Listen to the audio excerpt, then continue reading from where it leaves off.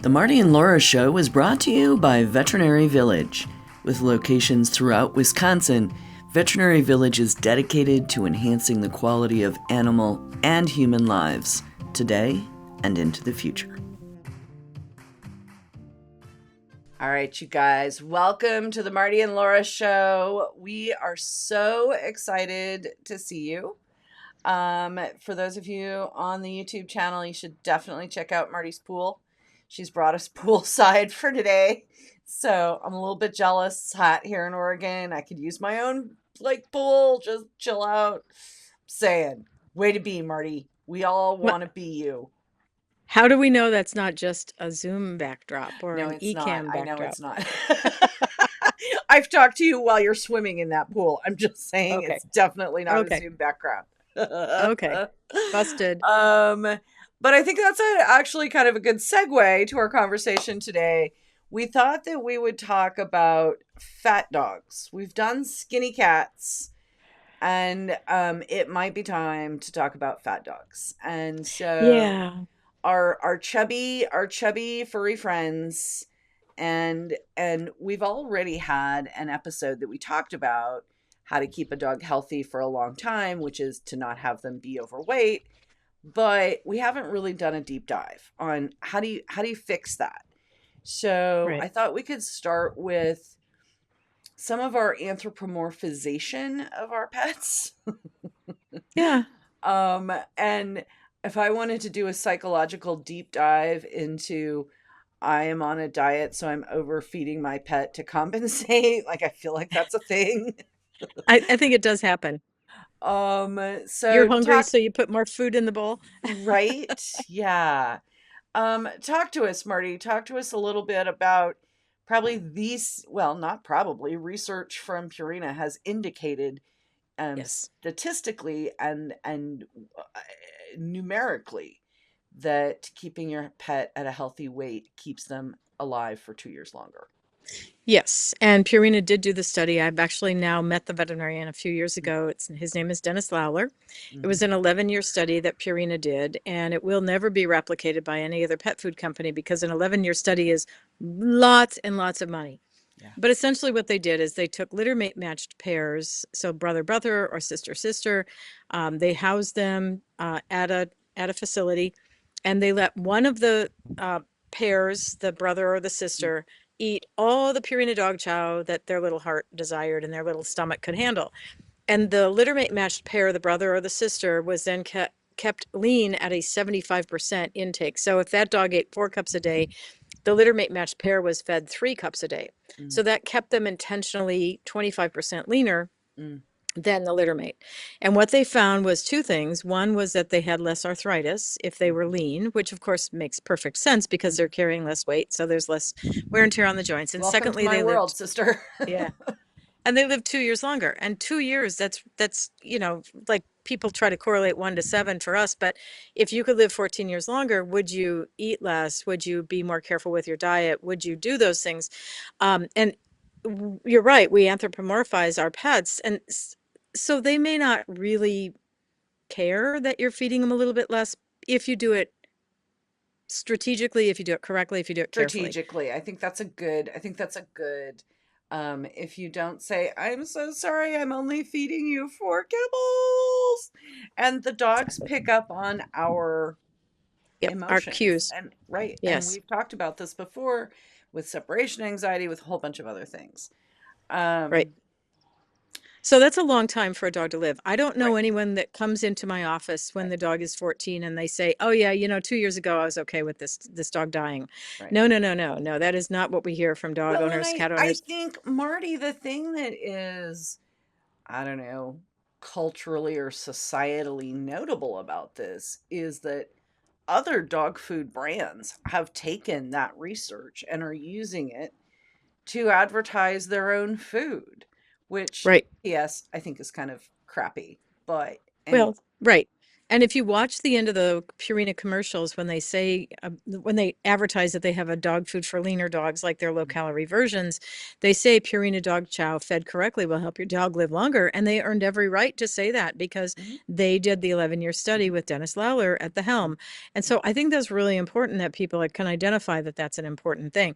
So just feeding your dog less food may not be a solution, because then they may not end up with, even though they have the right caloric intake, they may end up with nutritional deficiencies because the caloric intake is balanced with the minerals, the vitamins, all the stuff, the protein, the fat, all those things that make it a balanced diet. And so that's where it gets to be a little tricky, is how little food can you really only feed 4 kibbles to your dog and not have them nutritionally deprived, not just calorically, but nutritionally as well. And so that's really important. That's why the low calorie dog foods that are higher in fiber, lower in fat, but still have the nutrient components that your dog needs, those are really important factors. So if you are struggling with your dog's weight, then going to a low calorie version can be very helpful.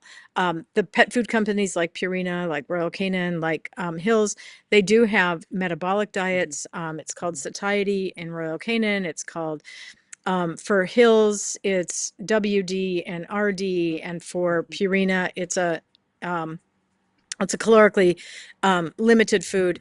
And they also then put in things like L-carnitine to help burn calories better. And there's definitely things besides just increasing the fiber and decreasing the fat that they do to improve the quality of these dogs' diets. So I think it's important that a lot of people identify that it's not just feed less, it's feed the correct diet based on your dog's metabolic needs. So there's lots and lots. We always talk here on the Marty and Laura show, on Pure Dog Talk. We talk about myth busting, right? Like Mm-hmm. busting is part of our joy in our lives. And so, um, there's always the replace half their kibble with green beans. That's going to do it. It's going to give them filler. How do you feel about that? I've done this process. What's your answer to that particular old wives' tale? Well, it is a good way to decrease the caloric intake, because you're basically putting typical dog food is around 300 to 400 calories a cup. If Mm-hmm. you look at the low calorie versions, they may be 250 kilocalories a cup. So you have to really identify what that means. And a cup of green beans is about 30 calories. Mm-hmm. So you can do lots of things with fruits and vegetables other than grapes, raisins, potatoes, and corn to increase the filler, the fiber in your dog's diet without causing too many problems. But there is a lower limit to how much food your dog really should safely eat before they're simply not getting the nutrients that they need. So this is where you want to go in and talk to your veterinary professional and bring this up, because a lot of veterinary professionals, veterinary technicians, veterinary assistants, and veterinarians are uncomfortable saying to you, your pet is overweight and we need to help you do something about that. I just saw a corgi yesterday who came to me the first time a year ago. She knows I have corgis. She came to me a year ago. She lives an hour away from us, but she came in because she had just taken in a rescue dog, and the dog was obese, like profoundly obese, like on a score of 9, 0 to 9, 9 being that the heaviest, she was a 9. So she has now gotten 12 pounds off of her little corgi Oh my and gosh. has done incredibly well. She's still not where she should be. She still needs to lose another 12 pounds, but number one, the She client still has identified, 12 pounds to lose? yeah, she's Corgis still don't even 42 weigh pounds. 25 pounds. Come But on now. she weighed, no, seriously, she weighed 56 pounds when she walked in my door. And a corgi should weigh around 28. Yeah. So she knew as soon as she adopted this dog that she was in trouble, and she did seek veterinary care. And I really applaud her for that, because a lot of people are insulted. I had another corgi person that came in, and I know I insulted him, not intentionally, not meaning to do any harm, but his dog weighed over 60 pounds. And I said to him, okay, seriously, I've had corgis for all these years. You can't have a 60-pound corgi and think that it's healthy. And so the dog would sit on the couch between the kids and eat the pizza and all the stuff. And I had a very serious heart-to-heart talk with him. And I don't think he's ever come back. No. And I feel bad about that, because I wasn't trying to insult the gentleman. I was trying to save his dog's life.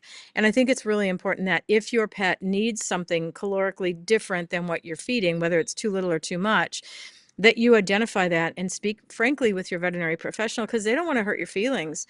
And you might seem like, and it's especially difficult if the client has a bit of a weight issue as well. It can be a really difficult topic to broach, but it needs to be done. Now, Ian Dunbar, who's the behaviorist he's out in California. He's been a veterinarian for over 40 years. He used to have this great line, and he would squat down next to the dogs in the exam room and he would whisper in their ear, "I'm so sorry, but this is the last time I'm going to be able to see you." And the client would look at him and say, "Are you retiring? Are you leaving practice?" And he'd say, "No, no. It's just that your dog isn't going to live very much longer, and I just wanted to tell him goodbye Oh, before you." And I'm like, "Oh my God, that is oh like my God. powerful." But I can't pull that off. I am not Ian No, Dunbar. I no, I can't. can't see that. So, I mean, this is one of the stories that I tell. I'm not sure that I've told it here, but I've told it other times. Back when I was working grooming, um, professional pet grooming in Nebraska, we had a client that would bring in her Bernese Mountain Dog. And I mean, a Bernese Mountain Dog is a 105 pound dog, a good They're big one. big. Yeah. This dog was well over 200 pounds. It couldn't Yeah, stand up. It couldn't walk. It was right. grotesquely obese. It had significant kidney problems and all the rest of the problems. It, at one point towards the end, would come catheterized, like permanently catheterized because it couldn't urinate in it. And the woman would send food with the dog because it had to be able to eat at all times Yeah. and would So hear there's a little bit of a no hint. conversation about the dog was overweight, like literally Mhm. would not hear it. And I don't know how to talk to those people, Marty. I just don't know what to Well, say. and it is difficult. And so I usually start the conversation with, "I really am doing this in the best interest of you and your pet. And it's not meant to be rude or insulting or in any way demeaning to you, but you have to identify that your pet has a significant health problem and it's related to the weight. And we do see more cancer and more diabetes and more arthritis and all the things that happen in people who are overweight. And I want to spare you from that." I had a client years ago that he was overweight. His parents were overweight. The cats were overweight. He had two cats. And I said, "You're putting your cat on the trajectory to become diabetic." And he said, "Yeah, well, I'm diabetic. My parents are diabetic. Well, just everybody get an insulin injection." I'm like, "No, no, that is not the way that this should play out. We should not just accept the fact that that's what's happening." So I think you need to be open to the conversation that your veterinary professionals want to have with you and identify that there are foods that can be helpful. There are feeding techniques that can be helpful. There's a lot of things that you can do. And really there's only two ways to lose weight. I don't care what you think you've seen on TV commercials. There's two ways to lose weight. One is to eat less and the other is to move more. And eating less may be eating fewer calories because you're feeding a lower density calorie diet. So they're still feeling full, but they're not, because if you just cut back their food by half, they're going to start counter surfing and raiding the garbage and doing all kinds of things that you don't really, eating poop and things that you don't want them to do. So those are undesirable, but moving more is also really important. Today, I had a client in that came in for our longevity study, and she walks 45 minutes every evening and 20 minutes every morning with the dog, and she's slender, and the dog is at a great body weight. And so those kinds of things are really helpful. So moving more and eating less are the only two things. And Ozempic, all it does is make your stomach think it's full, and so you eat less. It doesn't magically make pounds fall off of you. Right. It makes your stomach have gastroparesis, which makes your stomach think that it's full, and maybe it is because it can't move the food through it. And so Right. those are the ways that these drugs work. And they're not great alternatives. They're simply not. So, it's really important that you identify, how do you make your pet move more, help your pet move more? Is that because you're moving more? Is it because you sit at the top of the stairs and you roll a ball down the stairs and they run up and down the stairs, so you don't have to do too much exertion, but your pet still gets some exercise? Or is it the low calorie food? Is it changing how you feed? Is it this table scraps that you're feeding? Because I, it invariably, I have people come in and say, "Oh, it's my spouse, my partner, Right. the other My person in the family." kids, whatever. Oh, yeah. They always want to blame someone else. I'm like, "Well, whose chair does the dog sit under during dinner?" "Oh, well, it's always my husband's," or whatever. You know, th- okay, fine. Then we have to change the behavior of your husband. So the treats, I don't buy any dog treats. Yeah. My dog, I'm sure the pet food companies don't want to hear this. My dogs don't get treats. They get carrots, they get apple slices, they get melon, they get Ice all kinds of fruits and cubes. vegetables, ice cubes, Agatha water will turn bones. backflips for Yeah, ice cube. I mean, literally turn backflips for ice yeah. cubes. Yeah, we can call those water bones and just tell the dog it's something to snack on. She can You can tell take the them. difference between the water dingling on the refrigerator and Yeah, the ice dingling on the yeah. refrigerator. Oh, yeah. Yeah, they cue into all kinds of things. You can take a metal muffin tin and take your dog's kibble and put it in there Mhm. with water, with chicken broth, low sodium chicken broth, or yogurt, and put it in the freezer. Freeze it. So have two muffin tins, one in the freezer, one in the dishwasher. And then you pull that out. And instead of your dog gobbling during their food in 29 seconds for breakfast and for dinner, you've now given them a tray. You don't want to increase the number of calories. So you're not increasing the amount of food. You're just slowing them down because the food is in a frozen cube. And so maybe it's not 6 or 12 muffin hold full. You have to figure out what your pet is currently eating. And if you can cut back 10 or 20%, they're going to lose weight. And that's not cutting 50%. You don't have to starve them, but if you can cut back 10 or 20% on their food intake, you're going to get weight off of that pet without even doing any additional exercising. So simple things can be done that are easy to do. They're not expensive. You don't have to buy a feeding puzzle. You don't have to do all the stuff. You can buy a muffin tin at the dollar store for $1.25, and you get some low-fat yogurt and put their food in it and pop it in your freezer.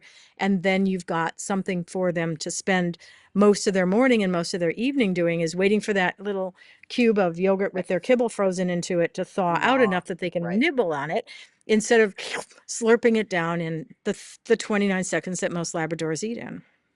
Or Chihuahuas or Spinoni or Mm. yeah. My only concession to Agatha is that she gets one bite of my banana every morning. Yeah. That And makes her bananas are happy. fine. Yeah. And ice cubes. Doggett simplifies the puppy buying journey by connecting families with the perfect breed and responsible, health-verified breeders. They are the only breeder marketplace that verifies health clearances and responsible breeding practices. Through their personalized puppy matcher tool and matchmaker services, they educate and guide buyers every step of the way, ensuring a seamless process and a perfect match for their lifestyle. From initial breed consultation to introductions with top breeders, Doggett makes responsible puppy ownership easy and stress-free. This is a slightly different topic, and we hadn't talked about this ahead, but I think it's a worthwhile conversation. There are dogs, oddly enough, that won't eat. It seems weird. Who won't gain weight, who are, for whatever purpose that these folks have, need to gain some weight. Do we have some flip side tricks for, Yeah. whether it's just a dog that needs to gain weight because of a medical reason, or somebody's show dog, Sure. they want to be whatever, whatever it is? Are there Sure. dogs? There are dogs, for a fact, who should eat more than they do. And There are. I have processes that I go through. What's your suggestion on that one? Well, the first thing is to make sure they actually need to eat more, because I do have clients that come in and say, my dog doesn't eat very well. And I'll Mm. look at their weight and I'll look at their body condition and I'll say, no, just because they didn't finish their meal doesn't mean that they're not eating enough calories. So the first thing you need to do is identify, is that pet underweight? So their rib cage, regardless of the breed, should feel Mhm. like the back of your hand. If it feels like your knuckles, yes, indeed, they are truly underweight, unless they're maybe a sighthound. And if it feels like the heel of your hand or worse, they're chubby. So this is really easy for you to tell, is your dog's ribs should feel like the back of your hand, not like your knuckles. So are they truly underweight, or are they just not eating what you expect or what the bag says? Because if it says they're supposed to eat 2 cups a day and they eat a cup and a half, but they're at an ideal body condition, you don't need to do anything. My tricks, well, I use Kraft macaroni and cheese if I'm trying to get the dog to put on weight fast. It works for me. Yeah, Macaroni and cheese always puts exactly. weight on me. Exactly. So that works. There are high Instant calorie mashed pet foods. potatoes. Yeah, exactly.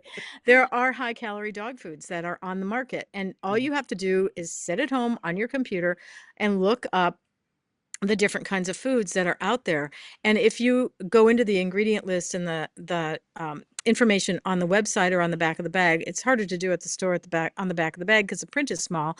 But if you do it at your computer, you can go to the store or go to the online department that's selling the pet food and know what you're getting. And so, like I said, average pet food is around 300 kilocalories a cup. Some are 350.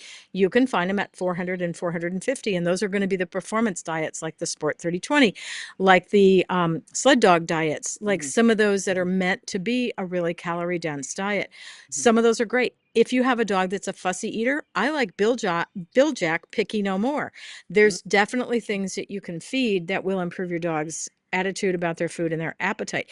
And if your dog isn't eating their food well, the first thing I talk to a client about is maybe your pet has a food intolerance. It's not an allergy. They're not technically sick, but they eat it and they don't feel good. So they eat just enough to stay alive. So it may be the protein, it may be the carbohydrate, but they may have a chicken sensitivity or a beef sensitivity or a carbohydrate a particular carbohydrate sensitivity.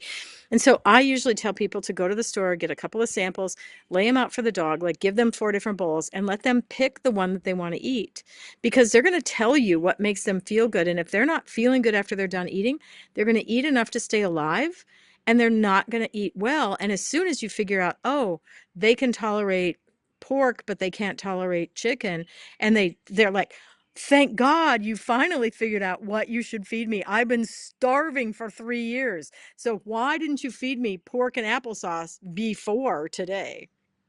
Okay, so this is a really good discussion of our the different ways we think about things. Like, that's a really good solution. And I'm over here as, a retired dog handler, someone who worked with a lot of people's pets, like a variety of them over the course of a lot of time, who needed to be in a specific condition, right? And they would tell me, oh, he doesn't eat. Yes, he does. No, he won't eat. He'll starve himself to death. Yes, he does. And so for the and I would see these clients just constantly changing the dog's dog food. Their diet changed once a week. The dog was just constantly with an upset stomach. Blah, blah, blah. And I'm like, okay, pick a quality dog food. Put the dog in a dog crate. Give the dog the food bowl. Give him 5 minutes to eat his food. Take the food away. The next morning, give him the same bowl back in his dog crate. And once he finishes that bowl, then he can get a new bowl of food. This doesn't work, obviously, if you've put a bunch of toppers or a bunch of this or a bunch of that. Right. So there is a psychological piece of this that I believe is a factor. Thought process. Right. Because I've cured, I cannot count high enough to tell you how many picky dogs I've cured with that system. Yeah, and I don't think that's a bad idea, but I do think you need to give the dog the benefit of the doubt to say maybe they do have something going on. So first, you want to do that. The other thing is it takes at least 14 days for the dog's GI tract to adjust with the bacteria, the biome in the GI tract, to adjust to a food change. So if you're changing it every couple of days or every week, your dog never has time to adjust. On top, blah, Exactly. blah, blah, So blah. they're always going to have a GI upset, and they're not going to feel good, and they're not going to want to eat well. So I think it's important that you identify some of those things, but really work with your veterinary professional on this. And if you think your dog has a food sensitivity, there are some really good diets out there that are limited in the antigens or their hydrolyzed proteins, and you can figure out what it needs to be. It may be a homemade diet, and I'm generally not a big fan of homemade diets because they tend to either be over or under on the nutrients that they should have in them. It may be too much, it may not be enough. And there's a website called Balance It that does a pretty nice job at no charge, but you can actually pay for a nutritionist to help you develop a diet that's specific to your dog's needs. So you can go to balanceit.com. Take a look at it, figure out a homemade diet. You're not going to screw up a dog's nutritional balance in 2 weeks. So if it takes 2 weeks to figure out what you got going on, that's not so bad. But after that, your dog will need some additional nutrients. It may be a vitamin mineral supplement. It may be something else. There's a book that Donald Strombeck wrote back in the 80s, and it's got a new edition. I think it's Patricia Schenk, called Homemade Dog and Cat Diets. So if you have to do a homemade diet, there are definitely sources out there, but the trick to it is to follow the exact recipe. It's not like cooking for your family. If it says you have to put this in it, then that's what you have to put in it. It's called recipe drift. If you go to the store one day and they don't have chicken necks, so you buy turkey necks. And then the next time you go to the store and they don't have this kind of rice, but they have that kind of rice. And pretty soon you're going to be off topic. You're going to be way off the diet that was nutritionally balanced. So do work with a nutritionist or your veterinarian if they have nutritional training to figure it out. There are veterinary nutritionists. It's an actual specialty. There's really good people out there that can help you, but you just have to find those resources if it turns out that you need a homemade diet. In general, I'm not a big fan of homemade diets, like I said, because they tend to have recipe drift. They tend to have nutrient imbalances. If they're raw, they tend to have bacteria and parasites. So I was there's a just going lot to of go to raw concerns. because I know that isn't Mhm. like one of your big favorite things. Yeah, and I've been accused of being one of those people that's bought into the pet food large scale companies, but really, our dogs do very, very well. Pets live to be 15, 18, 20 years old now. They didn't when they were living on the farm and eating what was scraped off the plate into the bowl.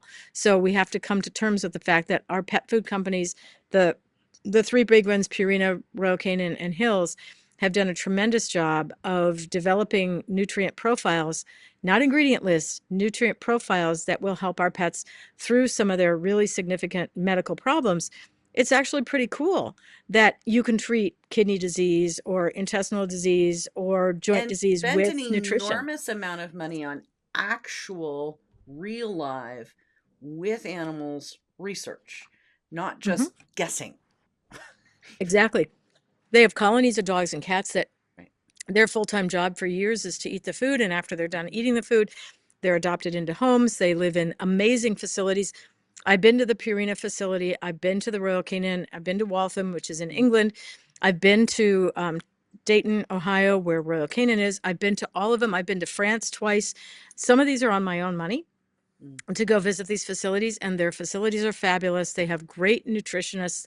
They really know what they're doing, and they are able to craft diets that if you and I ate those diets, if we were smart enough to eat that well, we would be healthier too. I know I don't eat I the have way I'm supposed to. often believed that if I could just have someone who fed me the way I feed my dogs, I would not be 50 pounds overweight. Yeah, I know. It's curating your food, and Mm. home chef is not the way to do it. So there's definitely things that we can do for our pets that we can't do for ourselves. And there some of these and then people say, "Well, why are there prescription diets? Why do I need a prescription from my vet?"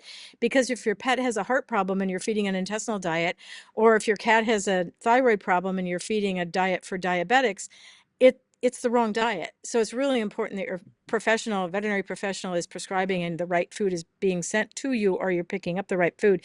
Right. And it is absolutely amazing. We can treat hyperthyroidism in cats with an iodine depleted diet, and it does a fabulous job without having to stuff a pill down your cat twice a day.